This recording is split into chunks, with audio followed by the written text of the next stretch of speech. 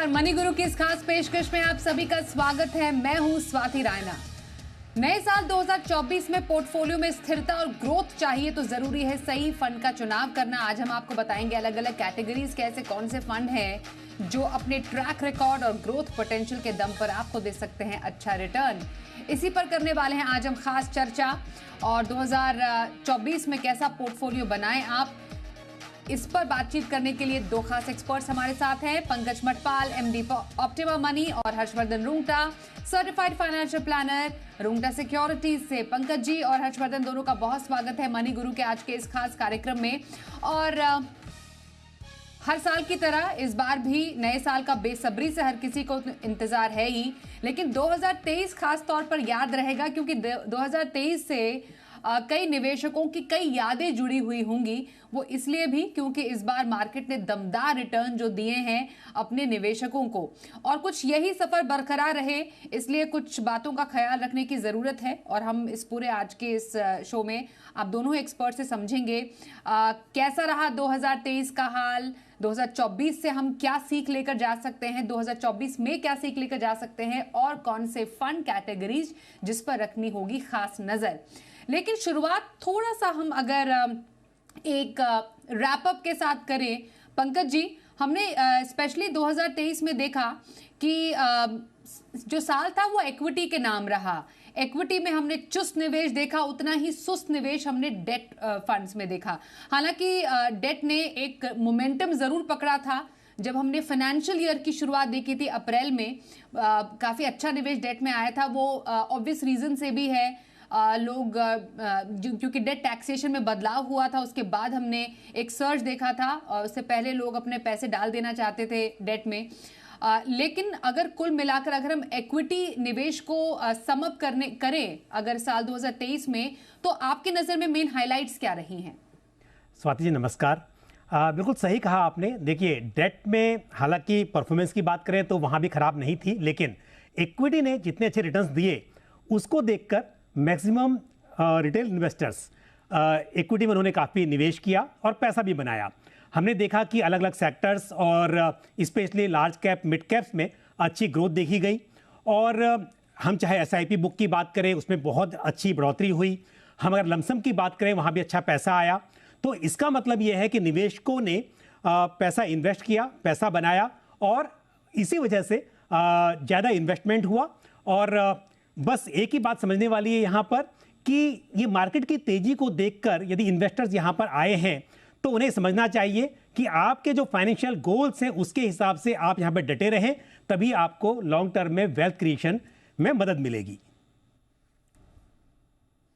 बिल्कुल, और यही हमने कुछ देखा हर्षवर्धन, जैसा कि पंकज जी ने भी बताया कि मुनाफा तो इक्विटी ने आपको कमा कर दे दिया, लेकिन लॉन्ग टर्म में आपको उसको कैसे संजो के रखना है ये आपके निवेश प्लान पर डिपेंड करता है।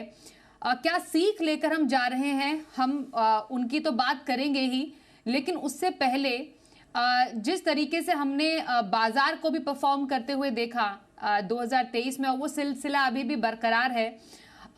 2024 में फिलहाल इक्विटी में क्या एक्सपेक्ट करें हम, क्योंकि अगर हम कुल मिलाकर अगर निवेश देखें या AUM देखा इक्विटी फंड का, वो 20 लाख करोड़ के पार गया। डेट फंड का AUM कुछ 13 या 14 लाख करोड़ दर्ज किया गया। और सर्वाधिक निवेश जो हमने इक्विटी में कैटेगरी में आता हुआ देखा वो अराउंड, एक तो हमने मार्च में देखा था 2023, उसके बाद हमने इनफैक्ट अगस्त ऑनवर्ड्स 20,000 करोड़, 14,000 करोड़, अक्टूबर में 19,000, ऑलमोस्ट 20,000 करोड़ फिर, और नवंबर में 15,000 करोड़ के आंकड़े इक्विटी में फिर से पार होते हुए देखे। लेकिन उतना मोमेंटम डेट नहीं पकड़ पाया। तो debt as compare to equity या equity as compare to debt, ये दोनों का जो कॉम्बिनेशन रहा है वो साल 2023 के बाद गोइंग फॉरवर्ड 24 में कैसा रह सकता है? तो देखिए स्वाति, आपने जो कहा ना कि ये जो नंबर्स हम बात कर रहे हैं, जो इक्विटी इन्फ्लोज आ रहे हैं और जो डेट के इन्फ्लोज हैं, और निवेशकों को क्या करना है। सो पहली बात सिंपल है कि मार्केट का आउटलुक जो है वो मिक्स्ड है, और एक्चुअली हमेशा ये सिचुएशन रहने वाली है। एक तरफ हम देखते हैं कि वैल्यूएशंस थोड़ी स्ट्रेच्ड हैं, तो अर्निंग्स जब तक कैचअप नहीं करेगी, वैल्यूएशन मैट्रिक्स हमेशा एक थोड़ा अनफेवरेबल रहेगा। अब ये मानने की बात है कि 2024 में हमारे कॉर्पोरेट परफॉर्मेंस अच्छे होंगे, अर्निंग्स बढ़ेगी, तो शायद जो वैल्यूएशन कंसर्न्स हैं वो ईज आउट होंगे। सो ये हमेशा मार्केट का सिचुएशन रहने वाला है कि फ्यूचर अनसर्टन दिखेगा, लोग जो एस्टिमेट करेंगे बेस्ड ऑन मैक्रो नंबर्स।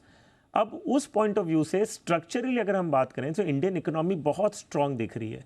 अब क्या ये, लेकिन जो 2023 का जो परफॉर्मेंस था ये वैसे का वैसा ही 24 में चालू कंटिन्यू रहेगा, देखिए ये कहना बहुत मुश्किल है। अगर हम देखें लार्ज कैप ने करीबन 20% आसपास एनुअलाइज्ड 23 के अगर हम रिटर्न्स की बात करें तो 20% आसपास रिटर्न दिया है। अगर मिड कैप्स की बात करें करीबन 40-45% रिटर्न्स हैं, स्मॉल कैप 50%। देखिए लॉजिकली थिंकिंग कि यही रिटर्न्स आपको 24 में मिलेंगे, I mean it is technically not possible. लेकिन क्या अच्छे रिटर्न्स मिलेंगे? Yes, that is possible. Valuations जो हैं वो कंसर्न रहेंगे, लेकिन कॉर्पोरेट अर्निंग्स अगर कैचअप करती हैं तो शायद वैल्यूएशंस का ये इस तरह से कंटिन्यू भी करें। अब इन्वेस्टर्स को क्या करना है? सो फर्स्ट थिंग, आप रियलिस्टिक एस्टिमेशंस रखें। आप अगर मार्केट में आ रहे हैं ये देख के कि आपको 15-20% रिटर्न मिल रहा है और वही आगे भी मिलेगा, हो सकता है आपको 10-12% मिले तो भी आपको निराश नहीं होना है, क्योंकि इक्विटी ज़रूरी नहीं है कि वही है वैसा कंटिन्यूस और एक लीनियर लाइन में आपको रिटर्न्स देगा। हो सकता है नेक्स्ट ईयर आपको कोई रिटर्न भी ना मिले इक्विटी से, तो निराश होकर निकलना नहीं है, क्योंकि ये मार्केट का बहुत कॉमन फैक्टर है कि आपको लीनियर रिटर्न्स नहीं, आपको लंपी रिटर्न्स मिलते हैं, कभी बहुत ज़्यादा कभी नेगेटिव भी जा सकता है। लेकिन अगर आपका लॉन्ग टर्म का नज़रिया है, आपके गोल्स लॉन्ग टर्म के लिए हैं, आप एसेट एलोकेशन ढंग से किए हैं, तो इक्विटी में बने रहें। जहाँ तक डेट की बात है, डेट में क्यों थोड़ा ना सुस्ती आई है, जैसे आपने कहा था, वो टैक्सेशन पॉइंट ऑफ व्यू से। अभी अगर कोई फ्रेश इन्वेस्टमेंट आप डेट म्यूचुअल फंड्स में करते हैं, आपको टैक्सेशन पॉइंट ऑफ व्यू से कोई एडवांटेज नहीं है जब हम उसे फिक्स डिपॉजिट या कोई और डेट इंस्ट्रूमेंट से कंपेयर करते हैं। तो जहाँ पे फिक्स डिपॉजिट या कोई स्मॉल सेविंग स्कीम्स हैं जिसमें आपको गारंटीड रिटर्न है, डेट में आपको विजिबिलिटी नहीं मिलती। तो सिचुएशन ऐसे ही रहने वाली है। एक्सपेक्टेशंस रियलिस्टिक रखिए, अपने गोल्स एसेट एलोकेशन प्लान पे बने रहें, तो आप डेफिनेटली अपने एक फाइनेंशियल प्लान को अचीव करने के रास्ते पे रहेंगे। और जैसा लार्ज कैप और मिड कैप और स्मॉल कैप के AUMs भी हमने देखे, इंस्पाइट ऑफ द फैक्ट कि लार्ज कैप में उतना निवेश इस बार नहीं आया, लेकिन AUM के मामले में लार्ज कैप स्कीम्स जो रही हैं वो फिर भी AUM के लिहाज से तो बड़ी ही है मिड कैप और स्मॉल कैप से। बट जो हमने एक यूफोरिया देखा मिड कैप और स्मॉल कैप में, पंकज जी, उसने कई निवेशकों को डेफिनेटली अच्छा रिटर्न तो दिया ही, ये भी, और जितना निवेश आया हमने मिड कैप और स्मॉल कैप में देखा, लोगों को लगा कि पैसा तो यही बनेगा। लेकिन 2024 में क्या इसी थिंकिंग से आगे बढ़ना चाहिए? जैसा हर्षवर्धन ने भी बोला कि आपको ज़रूरी है एसेट एलोकेट करने की, आप इंटेलिजेंटली एसेट एलोकेट करें। हो सकता है आपको कई बार निराश भी होना पड़े, तो जितना खुश मिड कैप और स्मॉल कैप ने 2023 में किया है, 2024 में स्मार्टली कैसे प्लान करना चाहिए? बिल्कुल, देखिए स्वाति जी, ऐसा है कि इकोनॉमी में साइकिल्स होती हैं, बिजनेस साइकिल्स होती हैं, और अलग अलग टाइम पर अलग अलग तरह के सेक्टर्स, अलग अलग मार्केट सेगमेंट्स एक दूसरे से बेहतर परफॉर्म कर सकते हैं। अब क्योंकि 2023 ये स्मॉल कैप और मिड कैप का ईयर रहा, जहां पर हमने देखा कि लार्ज कैप के मुकाबले यहां बेहतर रिटर्न्स दिखे गए, लेकिन यदि हम वैल्यूएशन की बात करें तो वैसे तो ओवरऑल मार्केट की बात करें तो वैल्यूएशन थोड़े एक्सपेंसिव ही दिखाई दे रहे हैं, लेकिन लार्ज कैप में फिर भी दिखता है कि पोटेंशियल ज़्यादा है। शायद 2024 में लार्ज कैप बेटर परफॉर्म करेगा compare to small cap and mid cap, और वजह यही है कि वैल्यूएशन काफ़ी एक्सपेंसिव हो चुकी हैं।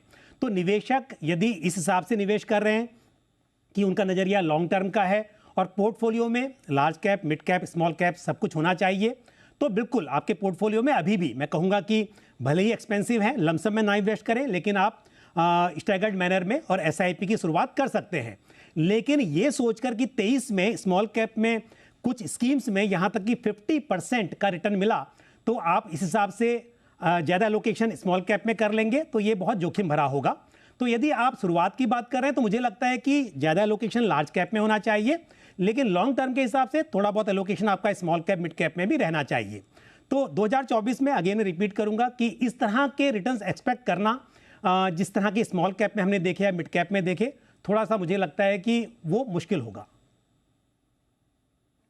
बिल्कुल। तो रियलिस्टिक एक्सपेक्टेशंस रखिए।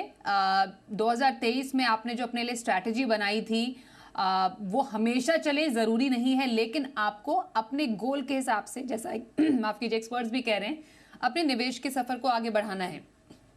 वेरी इंपॉर्टेंटली हर्षवर्धन, एक्टिव या फिर पैसिव निवेश, हमने पैसिव फंड्स को काफी बढ़ते हुए देखा। 2023 में भी काफी जो फंड हाउसेज हैं काफी सारे पैसिव फंड्स लेकर आए। हमें मालूम है कि एक्टिव फंड का यूनिवर्स बहुत बड़ा है, लेकिन पैसिव फंड भी धीरे धीरे धीरे कैचअप करने की कोशिश कर रहा है।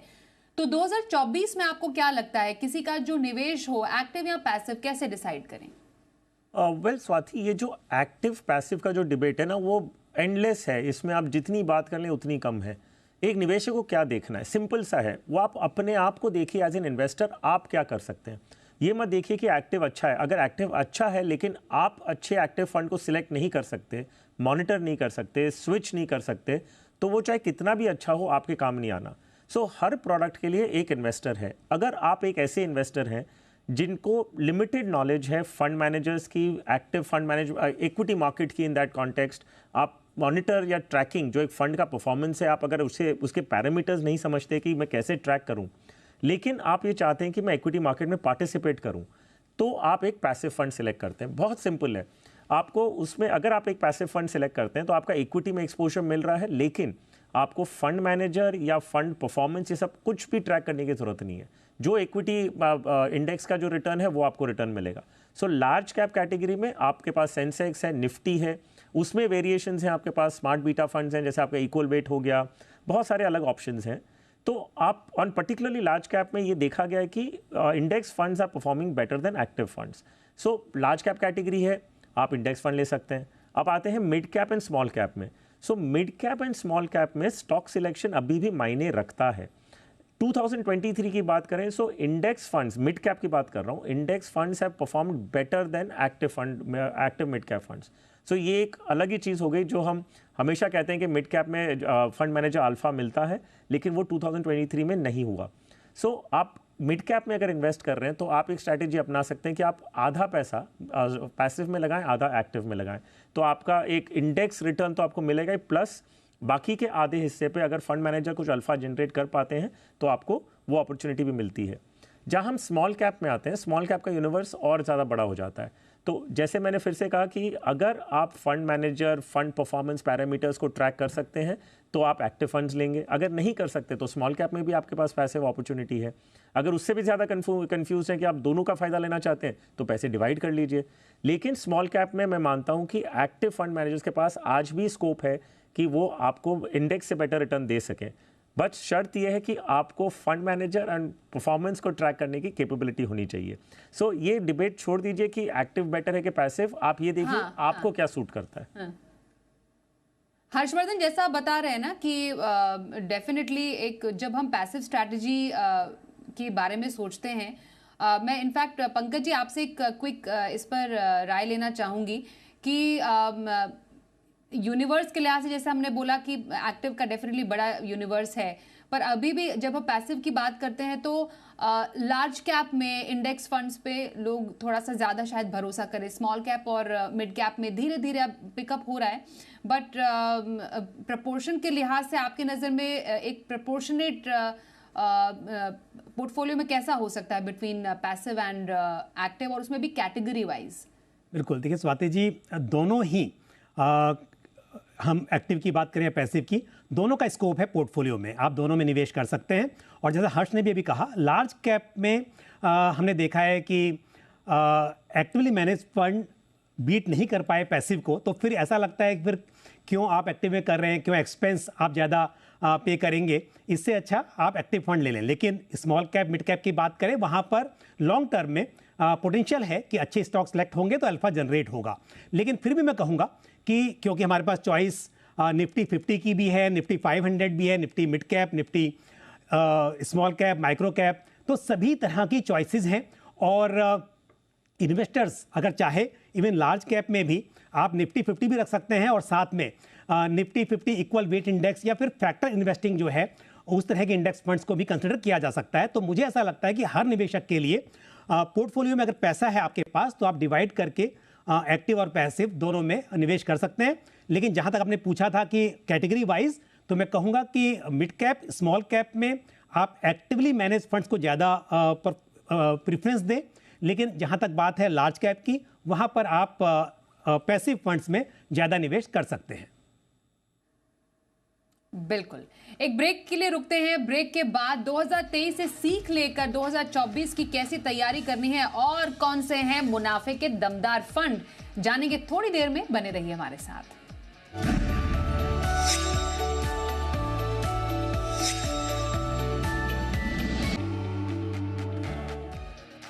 नया साल निवेश बेमिसाल बात कर रहे हैं हम दो एक्सपर्ट्स हैं, पंकज मटपाल और हर्षवर्धन रुंगटा। अब 2023 से क्या सीख लेकर 2024 की करनी है तैयारी? हर्षवर्धन, आपसे शुरुआत करेंगे। आपकी नजर में वो 5 सीख 2023 की जिससे हो सकती है 2024 की परफेक्ट तैयारी। स्वाति, अगर 5 चीज़ें हमें बात करनी है तो पहली चीज़, रिस्क नहीं लेना सबसे बड़ा रिस्क है। ये एक 2023 से सीख लेंगे हम। वो इस तरह से, क्योंकि बहुत सारे ऐसे इन्वेस्टर्स हैं जो समझते हैं कि इक्विटी बहुत रिस्की एसेट है, हमें उसमें इन्वेस्ट नहीं करना है। और डेट में जो 7-8% में हम पैसे लगाते हैं, अल्टीमेट हमारा ऑब्जेक्टिव ये होता है कि हमें इन्फ्लेशन को बीट करना है। तो उसके लिए आपको थोड़ा रिस्क लेना पड़ेगा। अगर आप रिस्क नहीं लेंगे तो वो सबसे बड़ा रिस्क है। थोड़ा आपको अपने प्लानिंग में जाइए, एसेट एलोकेशन में जाइए, देखिए कि आप इक्विटी में कैसे एक्सपोजर ले सकते हैं और थोड़ा रिस्क आपको लेना पड़ेगा। दूसरी सीख जो हम 2023 से लेंगे कि आप अगर बहुत ज़्यादा रिस्क ले रहे हैं सिर्फ पास्ट रिटर्न्स को देख के, तो वो भी एक बहुत बड़ा रिस्क है। ये 2023 में हमने देखा कि mid cap and small cap में जो रिटर्न्स मिला है, काफ़ी निवेशक ऐसे हैं जो उन्होंने अपना allocation mid cap and small cap में बहुत ज़्यादा बढ़ा दिया, ये बिना जाने हुए कि मिड कैप और स्मॉल कैप की वॉलेटिलिटी कैसे काम करते हैं, उनके न्यूआंसेस क्या हैं। तो ये सही तरीका नहीं है। तो अगर आज की तारीख में आपका मिड एंड स्मॉल कैप में बिना समझे हुए आपने बहुत ज़्यादा एक्सपोजर ले रखा है, तो ये अच्छा मौका है कि आप उसे करेक्ट कर लें। विच मीन्स आज आप प्रॉफिट में अपना जो भी रीबैलेंसिंग करना है वो प्रॉफिट में करेंगे। अगर कोई कारण से मार्केट गिरता है, कुछ होता है, तो यही काम आप लॉस में होते हुए करेंगे। ये अच्छा मौका है आपके पास कि अपनी गलती सुधारने का। बहुत ज़्यादा रिस्क लेना इसी चीज़ को देखते हुए कि पास्ट रिटर्न्स है, तो वो बहुत अपने आप में बड़ा रिस्क है। तीसरा रूल जो मैं हाईलाइट करना चाहूँगा, जो मैं ऑब्जर्व कर रहा हूँ, वो है कि लोगों ने अपनी एसेट एलोकेशन की जो स्ट्रैटेजी थी उसे निगलेक्ट कर दिया, उसे टोटली इग्नोर कर दिया। सिर्फ इसी पॉइंट ऑफ व्यू से देखते हुए कि इक्विटी इतना अच्छा रिटर्न दे रहा है, हमने इन्वेस्टर्स को देखा है जो अपनी फिक्स्ड डिपॉजिट्स, डेट फंड्स, इनमें से पैसे निकाल के ओवर लेवरेज कर रहे हैं, ओवर एलोकेट कर रहे हैं इक्विटीज़ को। सिर्फ इसी के लिए कि इक्विटीज़ में अच्छा रिटर्न मिल रहा है तो हम क्यों डेट में लगा रहे हैं, क्यों 6-7-8% हमें बिल्कुल भी अच्छा नहीं लग रहा। वो आपके एसेट एलोकेशन की अगर स्ट्रैटेजी में है तो आप उसमें लगा के रखेंगे, ठीक है। आप अपना एसेट एलोकेशन बदल सकते हैं, लेकिन पूरा इग्नोर करना वो सही नहीं है। चौथी चीज़, एक और जो एक रियलिस्टिक एक आईना दिखाना चाहूँगा कि काफ़ी ऐसे इन्वेस्टर्स हैं जिन्होंने स्टॉक मार्केट में ट्रेडिंग या इन्वेस्टिंग बहुत रिसेंटली शुरू किया, और आज जो भी स्टॉक उन्होंने इन्वेस्ट किए होंगे तो वो हो सकता है 2 या 3 गुना हो। तो कई इन्वेस्टर्स को ऐसा लगने लग गया कि वो एक स्टॉक पिकर हैं, वो मार्केट के एक्सपर्ट्स हैं। यकीन मानिए, ऐसा नहीं है कि आपकी नॉलेज पे मैं कोई डाउट कर रहा हूँ, लेकिन अगर 1 साल के अंदर आप स्टॉक ट्रेडिंग शुरू की और आपको प्रॉफिट हो रहा है और आपको ऐसा लगता है कि अपनी वजह से हो रहा है या आपकी नॉलेज की वजह से हो रहा है, ये शायद थोड़ा गलतफहमी हो सकती है। आज की तारीख में 2023 में आप कोई भी आंख बंद करके भी कोई स्टॉक लेते तो वो 99% चांसेस है कि वो बढ़ जाता। तो ये ज़रूरी नहीं कि आपकी नॉलेज की वजह से बढ़ा है, ये हो सकता है क्योंकि वो ऐसे भी चलने ही वाला था। रियलिस्टिकली स्पीकिंग 2024 में आप आते हैं। और पांचवा कौन सा होगा आपकी सीख? सिंपल एक पॉइंट है कि आप आप लोन लेके इन्वेस्टमेंट ना करें। तो इस बार मैंने ये भी देखा है 2023 में कई लोग जो है वो personal loan, loan against insurance policies, fixed deposit के सामने लोन लेके इक्विटी में इन्वेस्ट कर रहे हैं, ये देखते हुए कि उन्हें 20-30% रिटर्न मिलेगा और लोन पे आपको 8 या 12% देना है। ये गलत स्ट्रैटेजी और ये बहुत बड़ा एक ट्रैप बन सकता है आगे जाते हुए। और पंकज जी, आपके नजर में कौन सी सीख है जो 2024 की तैयारी कराए? बिल्कुल, देखिए 2023 में हमने देखा कि इक्विटी ने बहुत ही अच्छा परफॉर्म किया और specially small cap, mid cap ने। तो इन्वेस्टर्स ने बिना प्लानिंग के एक ही तरह के एसेट क्लास में या एक तरह के मार्केट कैप में ज़्यादा एक्सपोजर ले लिया। लेकिन निवेश हमेशा प्लान करके करना चाहिए। तो आपने गोल्स प्लान करें और उसके अकॉर्डिंग इन्वेस्ट करें, अदरवाइज आपके पोर्टफोलियो में जोखिम काफ़ी बढ़ जाएगा। और जिस हिसाब से आप सोच रहे हैं कि यहाँ पर रिटर्न मिले हैं शायद आपको अपनी वेल्थ क्रिएशन में बाधा पड़ सकती है। दूसरी बात, पोर्टफोलियो में डाइवर्सिफिकेशन, अगेन उसी बात को कहूंगा कि क्योंकि एक एसेट क्लास में या एक तरह के मार्केट कैप में रिटर्न्स बहुत ही अच्छे रहे तो आप भूल गए कि डाइवर्सिफिकेशन का क्या बेनिफिट है, और ये बहुत जरूरी है। अदरवाइज लॉन्ग टर्म में आपको दिक्कत होगी, पोर्टफोलियो में रिस्क बढ़ जाएगा। और ऐसा नहीं होता है कि एक सेगमेंट यदि एक टाइम पर बहुत अच्छा कर रहा है तो हमेशा वही अच्छा करेगा। तो पोर्टफोलियो को डाइवर्सिफाई करें, ये यहाँ पर सीख लेनी बहुत जरूरी है। उसके बाद लंबी अवधि में धैर्य बहुत जरूरी है। हमने देखा कई इन्वेस्टर्स ने प्रॉफिट बुक किया बीच में कि यहाँ पर कोई भी स्कीम में 15% 20% रिटर्न मिल गया और वो निकल गए शॉर्ट टर्म में, जबकि देखा वही म्यूचुअल फंड स्कीम में, स्टॉक की बात भी नहीं कर रहा हूं, कि एक साल में 50% से ग्रो हो गई।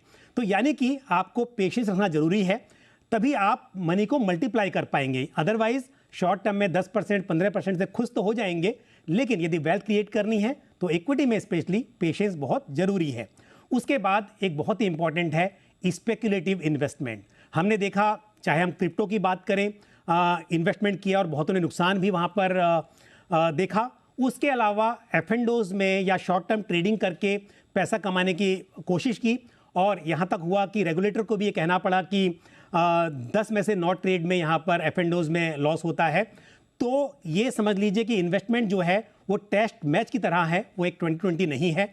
आपको लॉन्ग टर्म में पिच पर डटे रहना है, तभी आप यहाँ पर पैसा बना पाएंगे। तो ये जरूर सीख लें यहाँ पर।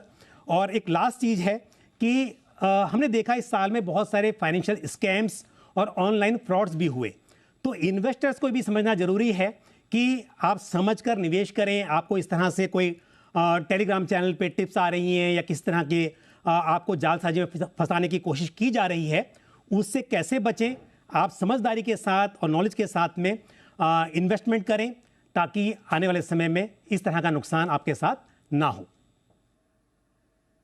बिल्कुल। और अब दमदार फंड, हर्षवर्धन बताइए कौन से फंड्स आप रेकमेंड करेंगे? सो वेल स्वाति, 2024 में जब हम जाएंगे तो एक फंडामेंटल पॉइंट को ध्यान रखना है। मार्केट बहुत वॉलेटाइल है, बहुत सारी चीज़ें हो रही हैं। वैल्यूएशन एक तरफ कंसर्न है, दूसरी तरफ लिक्विडिटी की वजह से मार्केट गिर नहीं रहा है, फंडामेंटली स्ट्रांग रख रही है, बहुत सारी चीज़ें हो रही हैं। ये वक्त है कि आप अपने पैसे एक मैच्योर्ड फंड मैनेजर को दें। ऐसा नहीं कि तो जिसका 20 साल का एक्सपीरियंस हो, उन्होंने सारे मार्केट साइकिल्स देखे हुए हैं और ये सारी चीज़ को बहुत मैच्योर्डली हैंडल कर सकें। सो 10 फंड्स मैं बता रहा हूँ, अलग अलग फंड हाउसेस से बता रहा हूँ, जिनके सीनियर फंड मैनेजर्स हैं। आईसीआईसीआई में only fund name Harshvardhan. So ABSL Nifty 50, समय थोड़ा कम है। हाँ जी, ABSL Nifty 50 equal weight index fund, Parag Parikh flexi cap, white oak mid cap fund, Nippon India Nifty mid cap 150 index fund, Bandhan sterling value fund, UTI Dividend Yield Fund, Tata Multi-Asset Opportunities Fund, ICICI FMCG Fund, SBI Consumption Opportunities Fund, and HDFC Developed World Indexes Fund of Fund. तो हर एक category से एक fund Harshvardhan ने चुना है अपने इस portfolio के लिए। और पंकज जी, आपके पोर्टफोलियो में कौन से फंड्स होंगे? बिल्कुल, ABSL Nifty 50 equal weight index fund मैं भी कहूँगा इसके लिए, और HDFC large and mid cap fund, Nippon India multi cap fund, Parag Parikh flexi cap fund, साथ ही एक्सिस स्मॉल कैप फंड, ये हैं डाइवर्सिफाइड फंड। इसके अलावा हाइब्रिड फंड में ICICI prudential multi asset fund और मेरे एसेट बैलेंस एडवांटेज फंड, इनको consider किया जा सकता है। और साथ ही थीमेटिक फंड, क्योंकि हम एक्सपेक्ट कर रहे हैं कि मैन्युफैक्चरिंग में अच्छी ग्रोथ देखने को मिल सकती है, तो ICICI प्रूडेंशियल मैन्युफैक्चरिंग फंड और साथ ही SBI PSU फंड, इनको आप अपने पोर्टफोलियो में शामिल कर सकते हैं। बिल्कुल, तो कुछ ऐसे फंड, दमदार फंड जो कि आप 2024 में अपने पोर्टफोलियो में शामिल कर सकते हैं, और कुछ सीख जो कि हम 2024 में लेकर जाएंगे अपने पोर्टफोलियो को और बेमिसाल बनाने के लिए। बहुत धन्यवाद करेंगे दोनों एक्सपर्ट्स, पंकज जी और हर्षवर्धन का, हमारे साथ इस कार्यक्रम में शामिल होने के लिए। और आपका ये साल नया साल रहे, हैप्पी निवेश ईयर, उसके लिए सभी को बहुत शुभकामनाएं। रुकते हैं ब्रेक के लिए, देखते रहिए जी बिजनेस।